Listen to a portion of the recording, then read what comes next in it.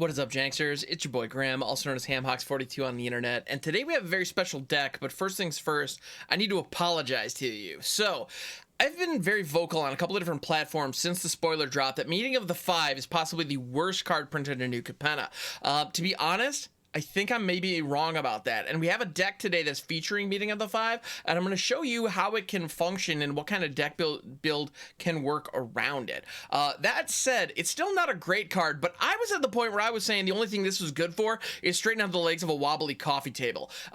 That's honestly where I was. Like, maybe even as a bookmark, but then you'd have to look at it. Like, that's the kind of stuff I was saying about this card.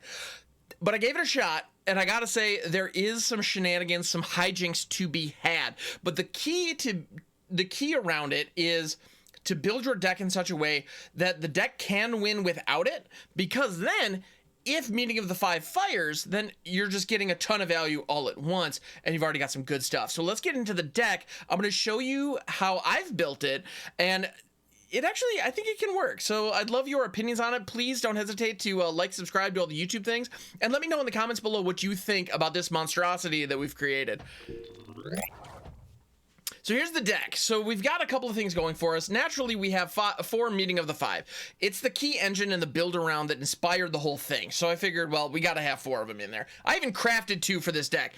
Don't question my commitment to the craft that is making content about Magic the Gathering. I actually crafted copies of Meeting of the Five. There are two Mythic Wildcards I'm never going to get back. But to be honest, I'm not mad, though. I've gotten so much enjoyment out of this deck that it's totally worth it. Now, in full transparency, this is not the kind of deck that I would recommend taking out into the ladder if you are trying to rank quickly. That said, if you are looking for some random shenanigans that make your opponents go, what the heck is this? This deck's got you. So Meeting of the Five is the main build around piece. It says, exile the top 10 cards of your library. You may cast spells with exactly 3 colors from among them this turn. Then at double Wooburg, spend this mana only to cast 3 colors, cast spells with exactly 3 colors. So the most important thing about this card is that it limits you to 3 color spells. So those 3 color spells better be freaking fantastic in order to close the game out, because Meeting of the Five cannot do it on its own. It needs a lot of support. Well, fortunately for us, this format has a lot of great 3 color cards, and what I ended up deciding to do is go primarily Naya and make it primarily Cabaretti and with a little bit of hint of some other stuff in here. So we have Jetmir, Nexus of Revels, as a 2-of, as one way to kind of close things out. We also have Fleetfoot Dancer. This card is a house and a half. It's just a big sack of stats, and most importantly, it's a 3 color card. So we can cast it off Meeting of the Five very consistently. If we hit 2 of these off Meeting of the Five, boom, boom, we are in business. And that actually feels pretty fantastic. It's a 4/4 with Trample, Lifelink, and Haste. What more do you want? For 4. And it's an elf druid. It's even got 2 relevant creature types. Not that they're relevant in this deck, but still, hey, it's cool. We also have Ognis, the Dragon's Lash. This card is phenomenal for a couple of reasons. It is a 3/3 for 4 with haste. Not exactly the stats we want, but it says whenever a creature you control with haste attacks, create a tapped treasure token. This does a couple of things for us. This allows us to ramp up into a Meeting of the Five. Great. We also have a couple of other synergies with treasure tokens that are pretty rad that we can take advantage of, not the least of which is Jinnie Fey Jetmir second. I cannot tell you how many games I have won with this deck with just the Jinnie Fey Ognis combo, because when Ognis swings, you create a bunch of hasty cats. Next turn, you swing with all those hasty cats, they create more hasty cats. You get the idea. It gets out of hand pretty fast, and Jinnie Fey is actually a phenomenal card. I only have 2 of in here because she is legendary, but it's one of those, if you wanted to make a version of this and you wanted to run 3, I would not say you're wrong. I think that you could make that work. We also have Crew Captain. This is nice. Crew Captain is great in here because it's a 4/2. It also has black mana, which you can, we don't have that many other black mana sinks aside from Ognis, that, if we have all the Wooburg mana from Meeting of the Five, Crew Captain can spend some of it, so I don't mind that. And it's a 4/2 haster. Again, haste. Haste, haste, haste, haste, haste. The name of the game here, well, it's Magic the Gathering. But aside from that, the name of the game in this deck, the primary function, the primary goal of this deck is 3 color hasters. And it turns out there are enough of them that we can make it work. So yes, we have Ognis, Fleetfoot Dancer, Jinnie Faye creating kitties. We got Crew Captain. We also have 3 Esika, God of the Tree. Now, Esika is primarily here for mana fixing.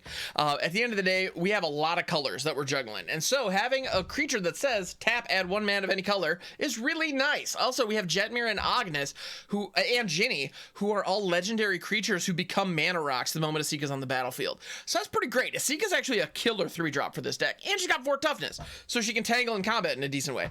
Also, if it's late in the game and we top deck Esika, we can jam Prismatic Bridge and kind of hope for the best. It's definitely plan B, but you never know. We can get there. As far as other mana dorks go, we have Black Market Tycoon. Black Market Tycoon is dangerous in the late game. Just be aware of that. If you don't have Jinnie Faye online, Black Market Tycoon is going to be blasting you for every treasure that you make. So get Black Market Tycoon and Ognis. Scary stuff. Now, the truth of the matter is, Black Market Tycoon does not need to deal you any damage, because what can happen is, on your upkeep, when Black Market Tycoon's trigger goes on the stack, you can sacrifice all your treasures right away. Now, you lose all your treasures. You don't get any of that mana for the turn, because it goes away the moment your upkeep ends. So, that stinks. It's definitely a bummer, but it's better than taking like 12 damage to the face. So, I mean, take that for what it's worth. But in the early game, Black Market Tycoon can drop fairly easily and trigger and create those treasure tokens, so you can be ramping into 4 drops pretty consistently early on, which is nice. The other thing the Black Market Tycoon does is it is a multicolor spell. You'll notice it is not a 3-color spell, so we can't cast it off of Meeting of the 5. However, it being a multicolor spell means that it does trigger. The last card I want to talk about today is Widespread Thieving. This is a card, it's 2 and a red with Hideaway 5. Whenever you cast a multicolor spell, create a treasure token, then you may pay Wooburg. If you do, you may play the exiled card without paying its mana cost. So this is phenomenal. The Widespread Thieving in this deck is just perfect. It does some crazy things for us. Not the least of which is just create treasures and ramp us up, which is great. But if it's a late game and we happen to have a Meeting of the 5 hidden under Widespread Thieving, then all of a sudden we create those treasure tokens. We can throw the Black Market Tycoon. It triggers the treasure token.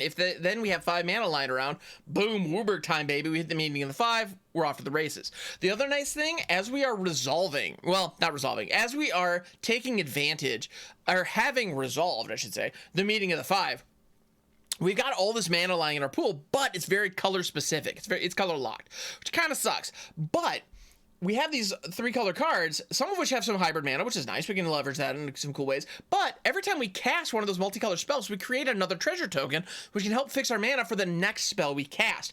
And so as a result, if we have Widespread Thieving down and we hit Meeting of the 5, we can spend 8 mana or as little as 5 and get like 16 mana worth of value. Is kind of ridiculous how much we can actually pop off if we hit it.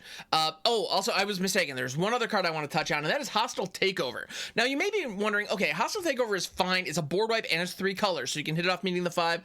All right. And it can even targeted removal something by removing its base power and toughness to 1/1 before hitting for 3 on everything.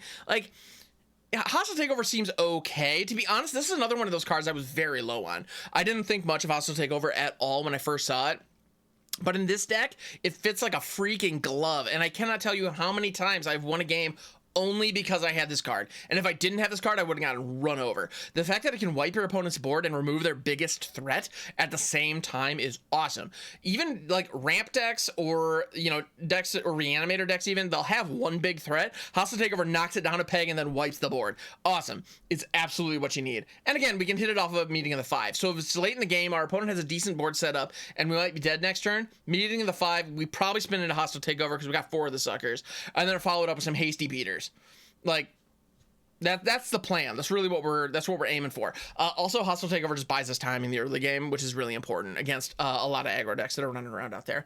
So this is the deck. This is Meeting of the 5. The mana base is also really, really sketchy. We have a lot of Triumphs, and we have 4 of the Triumphs that produce both red and green. That is intentional because we need a lot of red and green in our early game between Widespread Thieving, Black Market Tycoon, and Esika. Those are very, very important. Crew Captain is one of those. If we can hit it on 3, nice, I guess, but it's not great. We really want to be hitting Esika and Widespread Thieving on 3. Those are really that's really what we want to be doing in order to pop off in the late game. So that's the deck. This is the Meeting of the 5. And I realized I was talking really quickly there. Sorry, I'm getting excited. This deck gets me excited. I can't help it. So let's jump out in proper form, I'm gonna let's take this out into the ladder, see what we can do. Let's see if we can get some wins. I was about to say let's take it to the play queue because I know it's decent in the play queue.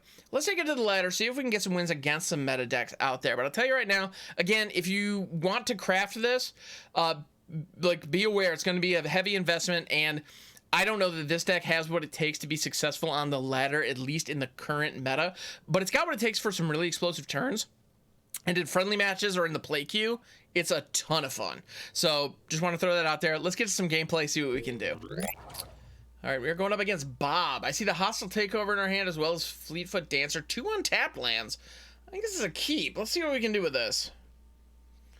I want to throw Ziatora's Proving Grounds on 1. If we draw into a Black Market Tycoon, we're going to have access to it on 2, into a Fleetfoot Dancer on 3.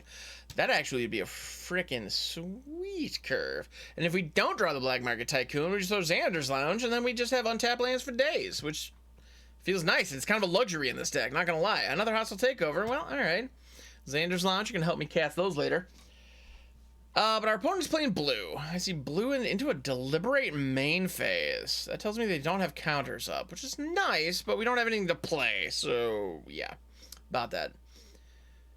It's a bit of an issue. 2 top. Ooh, Scry 2 double top. That's not good. I don't like that. Oh, we got Esika. That's something we can play. And it doesn't get countered. That's nice. I like that. I like it when my Esikas don't get countered.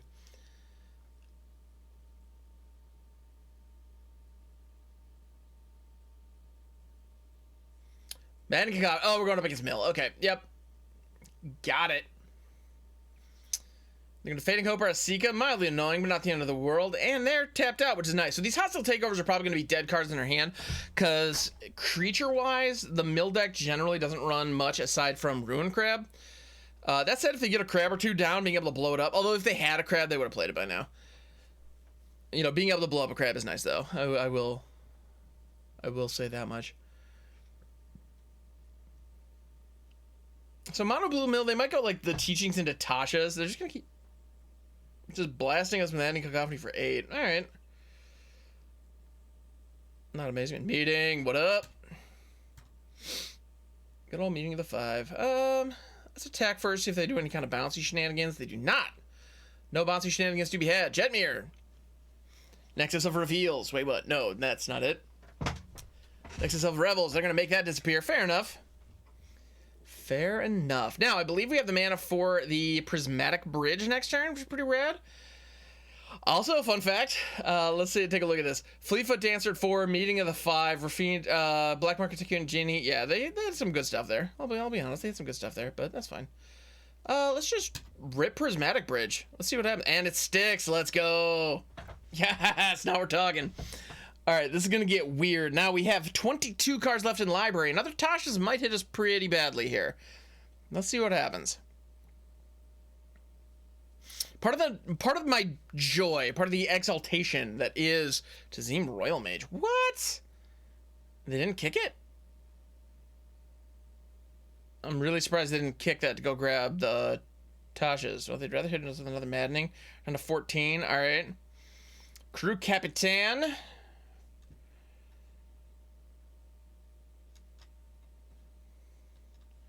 Let's go Widespread Thieving here. Grab up an Ognis. Swing with the team. They do have a blocker down. So I can block 4 of it, which I don't love. But the crew captain is fortunately indestructible, which is nice. I like that. I like my stuff being indestructible. Now it all comes down to the top deck. They've got 11 cards, or we've got 11 cards left in hand, or in library rather. They didn't get the Tasha's. We got it. Love it. See, and this deck is capable of firing without the Meeting. If we don't hit Meeting, it's still fine. We can still apply pressure and win games. So, all right, let's move on to the next game. This is looking keepable, but not great. Let's hang on to it and see what we can do. We've got good fixing. We also have, I mean, World Tree is also really important in this deck because we're juggling so many colors. Jetmir's Garden and Xander's Lounge are both pretty helpful in fixing the Manyas, so that's nice. I like that. Also, whenever we're determining what lands to play first with this deck, I always want to make sure that I'm prioritizing green and red. So Jetmir's Garden is definitely coming down as numero uno. All right, our opponent's taking a minute. Taking a hot second. There we go. We're in. Let's do it. All right, Garden coming down first. And the lounge is dropping second. And we're having our opponent go, what is going on? And that is a fair thought.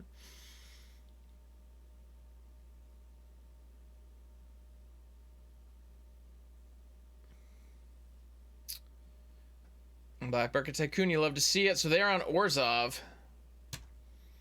Xander's Lounge has a red. Jetmir's Garden has a green. That is a Black Market Tycoon on turn 3, which is not amazing, but we're on the play, so it could be a lot worse. Clark of Life's Bond, sure. Hold up. Wait a minute. Do we want the Black Market Tycoon or do we want the Crew Captain? I think we still want the Tycoon here. Yeah, I think I still want the Tycoon here. Groovy cool. Now, if they don't gain life and they swing with Clark of Life's Bond, we can trade, which is fine by me because we have an untapped land and a bunch of 4-drops. So that's not the end of the world. They probably will gain some kind of life. Oh, they're going to attackers. Do they swing? No, they do not. Can't blame them. Don't know that I would have there either.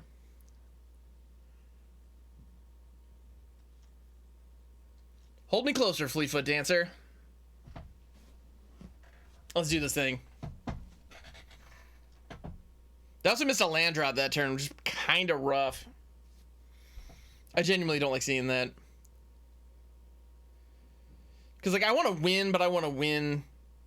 Valor Stance, that was good. Like, I want to win, but I want it to be a good fight. You know, I want to have a good match with my opponent. I don't like winning just because they just get mana screwed. That generally bumps me out, not going to lie. They can chip in for 3 here. That Valor Stance on the Fleetfoot Dancer was actually excellent. Like, just straight up excellent. I'm not even mad. World Tree. It's probably going to be the best shot we have with Ognis, huh? Let's go. We're going to take a little bit of damage from our Black Market Tycoon next turn. They have an opportunity to trade with the Cleric. They choose not to. All right. We give the Black Market Tycoon back to block. So what we do is when they swing in, we block one of them with the Tycoon, create another treasure. And then hope we top deck Jinnie Fae. That would be awesome. No Priest of Oblivion, sure. Cleric of Life Bonds triggers a couple times. Sure. Oh, he's shocked if they don't attack here. Yeah, that's what I thought. We block one, pop out a treasure. Homie dies. Alright, cool. Wow, we just have a meeting. We have exactly the mana to cast it. Let's go! Meeting of the 5, baby!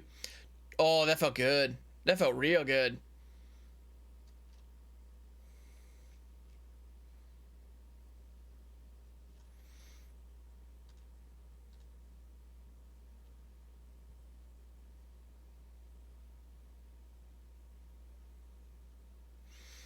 We could do another hostile takeover, but that actually would kill our little homie as well, which I don't love. I don't love it when my homies die.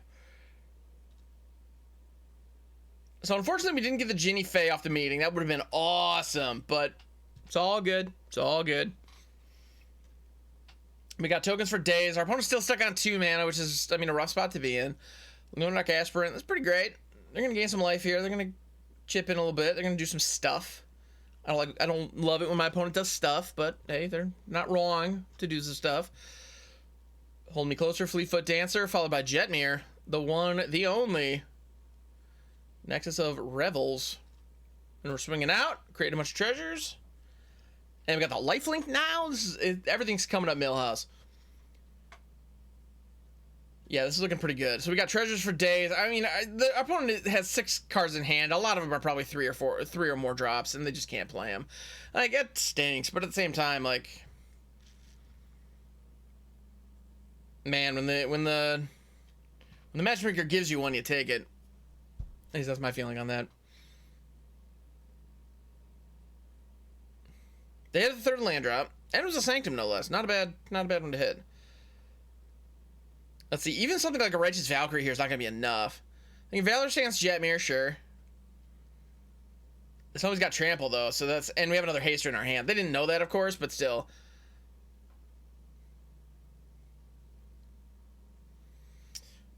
Yeah, so we just jam Crew Captain next turn and swing out, and we're good, but... This game actually was way closer than it looked, and frankly closer than it had any business being. Another Jetmir, sure. Crew Capitan. I'm just gonna slam Jetmir as well, just because I can. Ding ding. That is all she wrote. Now, our deck popped. Our opponent got stuck, and that just is what it is.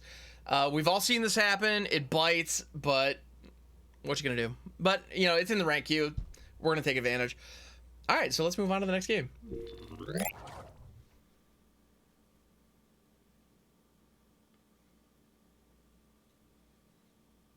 I'm seeing Esika in the meaning of the 5 in hand. This is a janky keep, but that's the name of the game around here. We let's do it.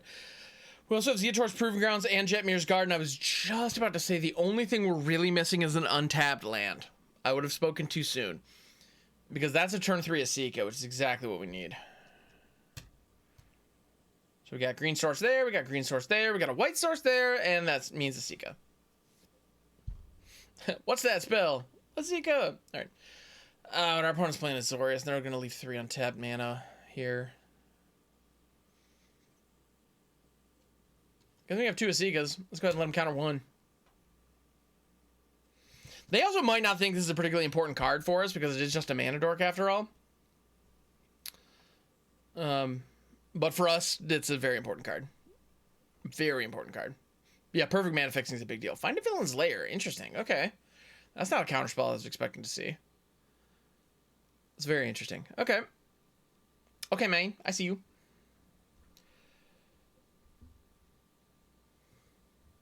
So you do keep the counter up again?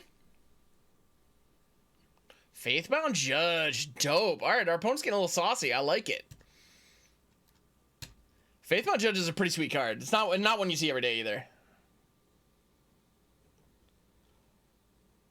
So, gotta say, respect for that.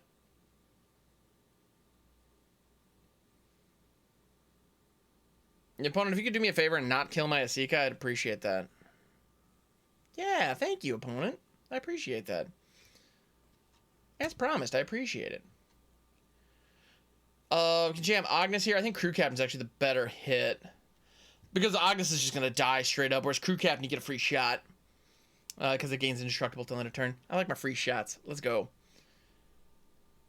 And because it has 4 power, it can kill the Faithbound Judge, which is nice. I like that. Oh, they're going to counter it. Fair enough.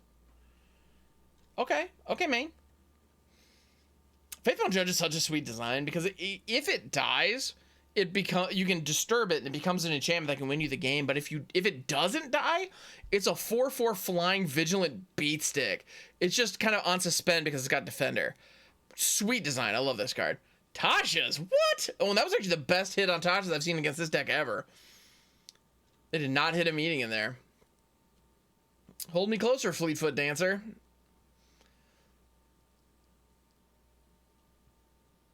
Yep. I'm not doing it. The other option that we had was Ognis there because that would have given us the treasure we need for meeting the 5 next turn. So that was a consideration as well. But I think applying some pressure and gaining some life off Dancer was better. This puts them in a bit of a predicament because they either need to block with the Faithbound Judge and go for the Sinner's Judgment Disturb plan, which is fine. You can do worse than that. All right, and that's exactly what they're doing. Great. I'll take it. The other option was to not block, take 4 to the face. We gain 4 life, although we're going to gain 4 anyway. But basically, it would negate the damage. Oh, they missed our land drop. Excellent. It would have negated the damage that the Faithbound Judge was going to be doing to us later. So we got Ognis, followed by Crew Captain. We're creating 2 treasures here, and we're getting in for 7 damage, unless they have a response, which they might. They might have a Fading Hope or Fateful Absence, something like that. Although Fateful Absence can't touch the Crew Captain because it's indestructible this turn. Pretty rad. I like the design of Crew Captain. It's a cool card. It's a cool card, and it's also just a bread and butter card in this deck. It just does exactly what we need. It's just a hasty beat stick that costs 3 different colors. Perfect. Love it. All right, so they got 6 Manyas down by invitation only. That actually hurts, but it's not over yet. All right, so that does wipe our board. True, true, true. Good thing we got those treasure tokens. Let's go. Boom, baby. The 5 are meeting, and we are going to get some goodies. Oh, goody. All right. We got Ognis. We got Dancer. Oh, we got Ognis and Dancer, but that's 7 damage we didn't have before. I'm just going to create some more treasure tokens. We do miss out on Jetmir and a Hostile Takeover here, which is mildly annoying, but not the end of the world. We also have the crew captain, which you can jam next turn to get in for 4 damage, plus whatever we draw, assuming they deal with this board again, which frankly they might. And they are 1 mana shy of activating the Hall, which is notable. They're going to foretell something, possibly a Doomscar, possibly a Saw It Coming. Another meeting. Okay, I think they may have another Saw It Coming, so I'm going to throw the crew captain here. Ooh, no delay. I gotta be honest, there's a part of me that wanted to get greedy and throw the meeting of the 5. But this is, let's just go for the win. Let's just be like, yeah, and we got there. Yes! Thank you so much for checking out this video. This has been an absolute delight. I love this deck. It's fun, it's janky, it's silly. This is definitely a janky builder round weird thing, but it seems to be working. And I gotta say, MVP, Ognis. Ognis the Dragon's Lash, awesome card. Highly recommend. But thank you so much for hanging out. Thank you for checking out the video, and thank you for making it to the end. It means the world. I appreciate it very, very much. If you enjoyed this, please like and subscribe. It makes a huge difference to the channel, and I would appreciate it very, very much. Also, please leave a comment below if you enjoyed seeing this deck, or if you want to see more like it. Please let me know. I'd love to hear your thoughts. And yeah, until next time, you know, I also stream on Twitch. Sorry, I'd be remiss if I didn't mention. I stream on Twitch, twitch.tv/hamhawks42. I'm there Monday through Friday, starting at 7 a.m. Eastern Standard Time, and we're there for about 4 hours every freaking day. So I'd love to see you over there. And in the meantime, stay good to each other, and I will catch you on the next one.